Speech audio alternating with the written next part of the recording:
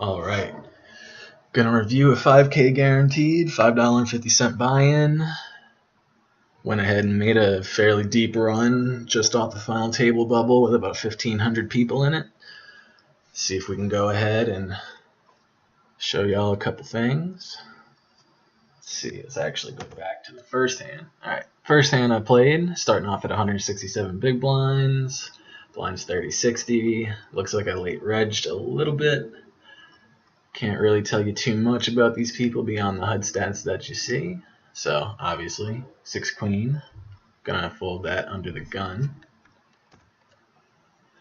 Next hand, fairly obvious. Not gonna be playing the 10-5 in the big blind. Alright, we actually pick up a hand. So, we have about a 2.25x open. Fold. Got a call on the button. I generally, at these deepest stacks, you really don't want to try to be getting in 165 big blinds pre with 10s. So I pretty much just set mine at these stack depths. You're going to win a lot bigger pots when you flop sets against other people's just opening and calling ranges than you are trying to bloat pre in these spots. Not a bad flop. We have a C-bet. Pretty small C-bet too. It's about a third pot. Button calls. I make a substantial size 3-bet, which I like because if we get 4-bet, we can a lot of the time assume that villain has 3s, 5s, 6s, jacks through aces. And it also lets us get value from flush draws, which we aren't blocking. So there's definitely flush draws out there.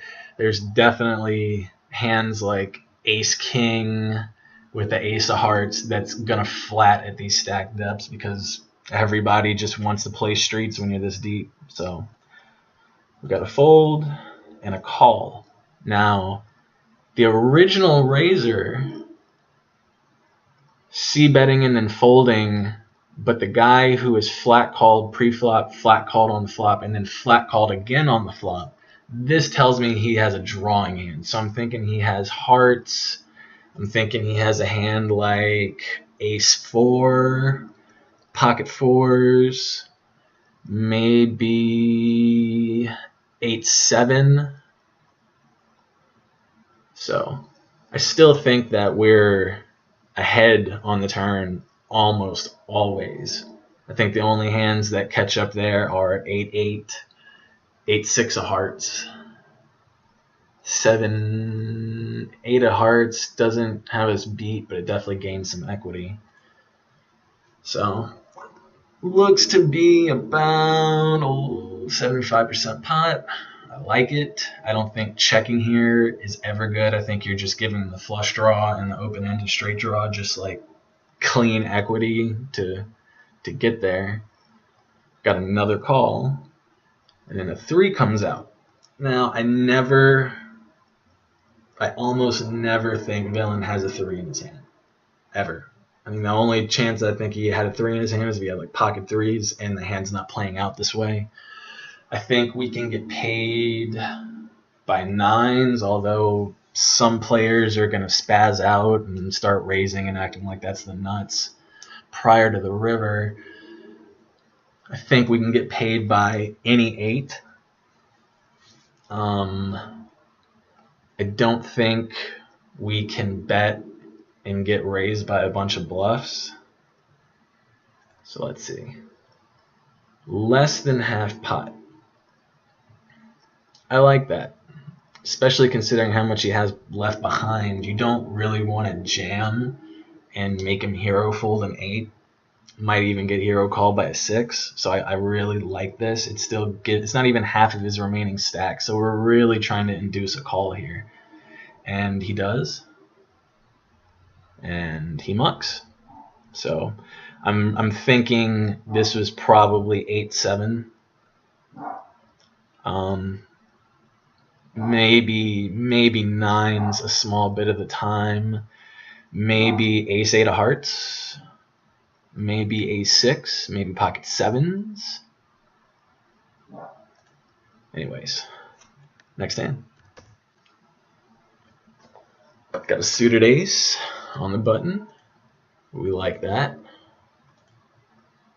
I do think that you could be raising here, although a lot of simple-minded players are going to think, oh, it's just a position raise. But if you're position raising over limpers at these stat like with almost 200 big blinds, you're just a fool, because it's going to get misinterpreted, and a lot of people are going to think you're just raising your button. Here, I think we keep our range really wide open, and it also makes it deceptive, because how easy is it going to be to believe that we hit an ace when we just limp behind on the button? They'll probably assume you either don't have an ace or it's a weak one. Plus, this is the kind of hand you want to play multi-way. Ace high, backdoor nut flush draw, check, check. I like the check. Pretty bad turn card. Check, check. Check to us. We check as well. Check, check, check. And we take it down with ace high, which I don't think is going to happen too often there. All right. We are not going to be playing jack 6 here, especially we didn't know it at the time, but our hand was almost dead. Not playing the 5 deuce, not playing the deuce 4, not playing the jack 5. Let's see if we play.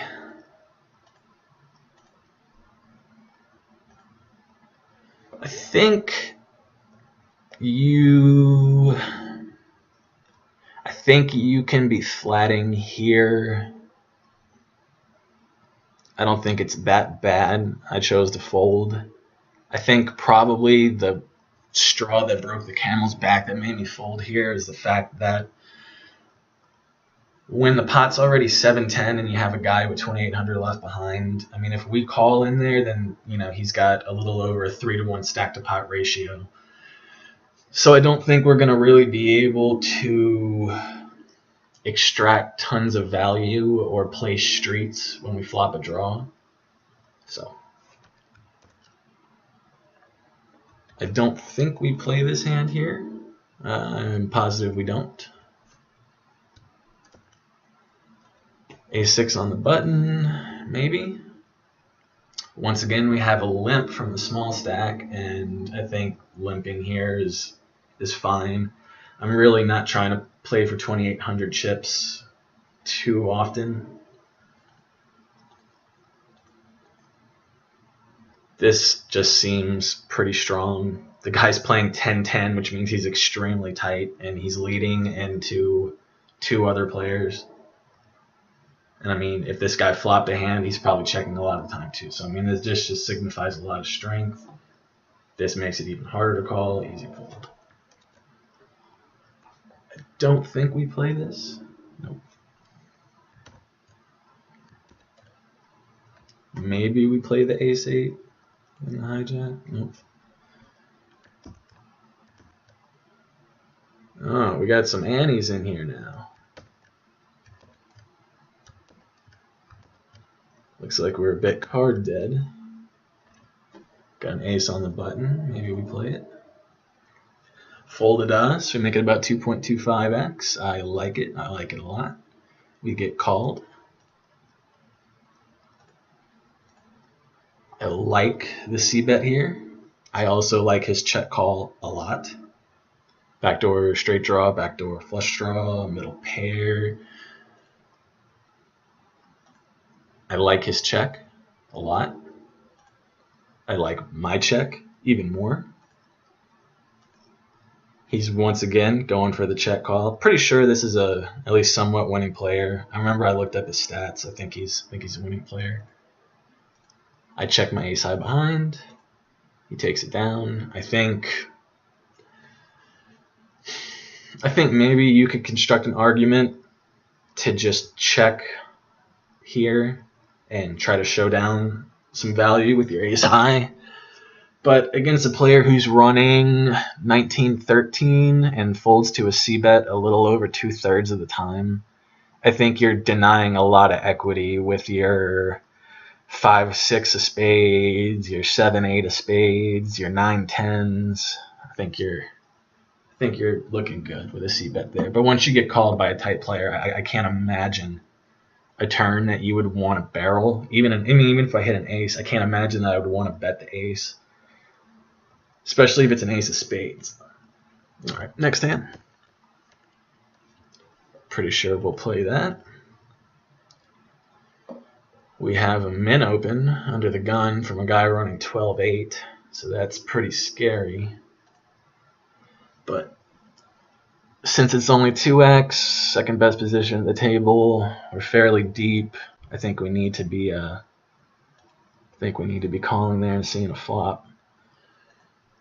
He checks, even though I think this is a really standard c-bet spot, unless you like flop 5s full or 10x, maybe aces, maybe jacks through aces. You look to turn into a bluff catcher just in case the guy had a 10, because 10s are all in my flatting range from right here. I mean, I would think almost all the 10s that are playable, 10-7 suited, 10-9 offsuit, maybe not a call from there, but some players will. He checks again. We check again. At this point, I kind of assume the only hand we'd be trying to fold out here is ace high.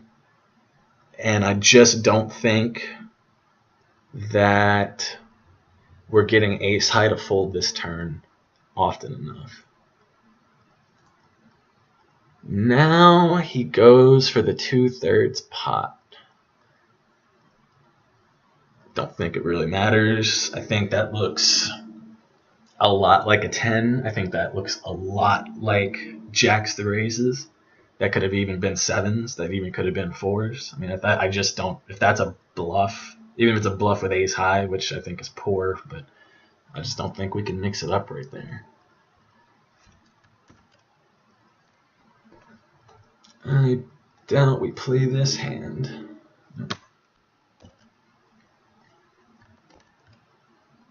Doubt we play that, or that, or that.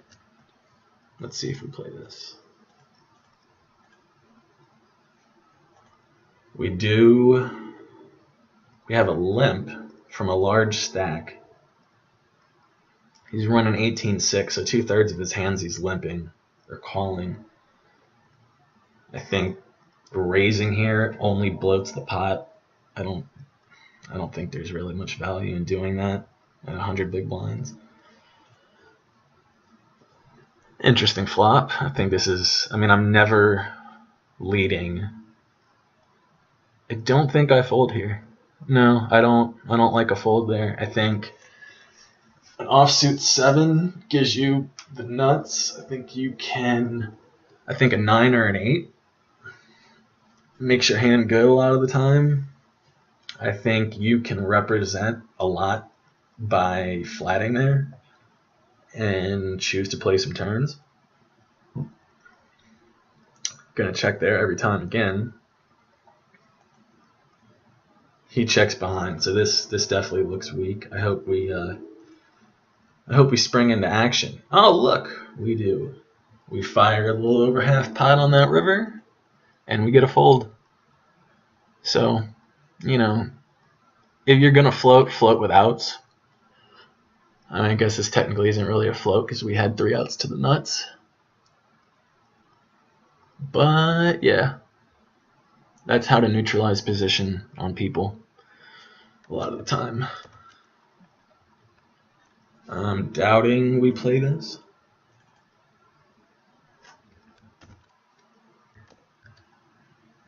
Queen on the button, maybe.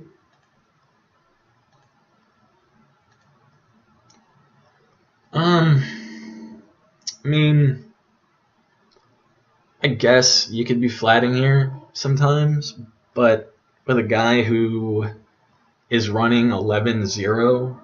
This is the first time he's chose to raise a hand, and he's raising 2.5x. So, I just don't think if, this is the first time the guy's chosen to raise in 27 hands. I mean, you can't assume that that's his actual PFR rating because it's a very short data sample. But with what we're given, I mean, he's raising his top 3%. So, I mean, given, let's say he's running just bad in those 27 hands, I still think this is a guy that's probably like raising 6 to 9% of his hands, which just slaughters Queen 9 offsuit. So I think that's probably why I opted to fold there. Plus, you have 2 players left.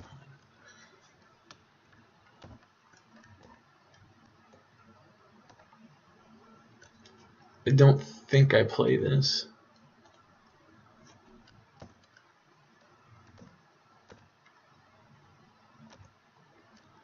I don't think I play this either, but let's see.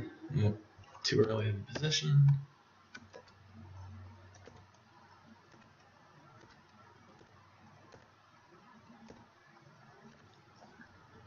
See what we do with this. Folded to us. Really easy open. Got some action. From a not too loose of a player. Kind of inducing him to call. He plays more hands than him.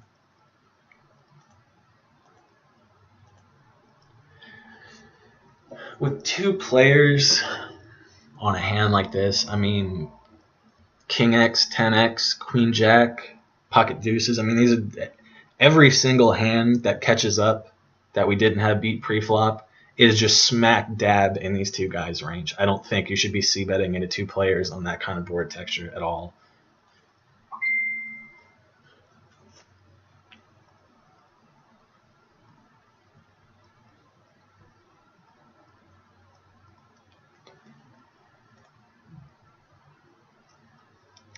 This flat. That's a large bet. It's a large bet. I think you can fold. I think you can fold some of the time. I'm not sure this guy looks aggro enough. I'm not sure I like this call. I think it's borderline. I mean, you obviously have 3 outs to the nuts. Another jack would be good. I don't think an ace really ever improves your hand too much unless the guy has like king 10 or king jack, but that's just not very likely. And he goes from betting like 80% on the turn to less than half pot on the river, which I think is kind of sketch, but I can't imagine I make this call. Yeah, I fold. To be honest, calling the river I think would have been much better than calling the turn, especially with the prices we were given. Yeah.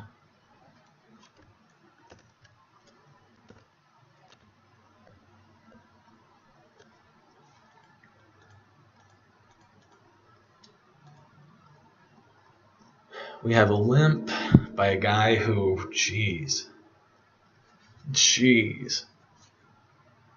I mean, he's playing 40% of his hands. That's awful. He's only raising 5% of them. That's awful. When he just limps, he's telling us, I don't have a top 5% hand.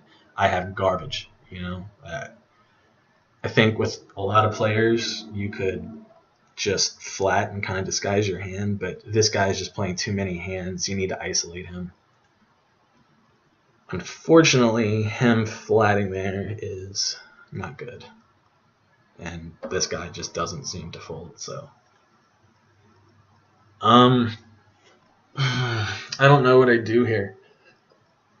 I can't imagine. I mean, I don't think you're going to get a c-bet through too often. But when you check, a lot of players are going to interpret that as I never have 10s plus.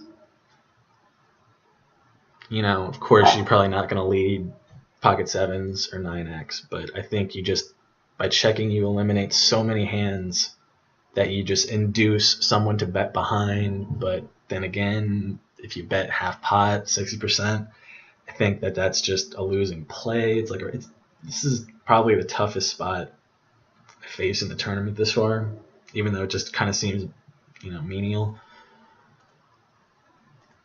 And it gets checked through. Yeah, I don't think. I think a delayed c-bet and betting this turn is better than c-betting the flop, just because I don't think 7x, 10s plus, pocket 8s, I don't think any of those hands are really going to check behind here. You can represent a 9 at this point, maybe ace-9, maybe 8-9 suited, 9-10 suited. I don't think you're going to get believed very often that you have 10s plus. 25%. That's we only need like 17% equity to continue, but this is just such a good bet, and I don't think it's a good bet for the reasons that this person intended to do that. Just because I don't see how this is ever a winning player. Even in 40 hands, if you're running 45, you're just terrible. You're just terrible. You only fold to 3-bets 33% of the time. You're spewing there. You fold to a c-bet 75% of the time. I think that's not super horrible, but that's not good. You're c-betting 100% of the time. That's exploitable. Somebody's just not a good player. Our hero gets in there, and then he leads.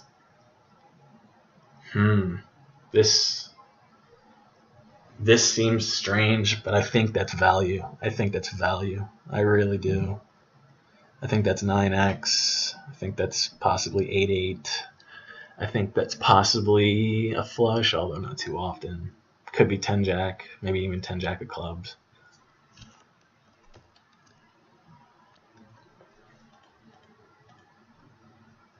Folded to us, easy open on the button. I think we should be c-betting here almost always. We get called. Another check. I think we're supposed to be double barreling here. Charge the flush draw, charge 10-7, charge 6-7. Make him hero call again with his ace-9s, his 8x's. Ugh, I don't like this. I think that's bad. You shouldn't be doing that.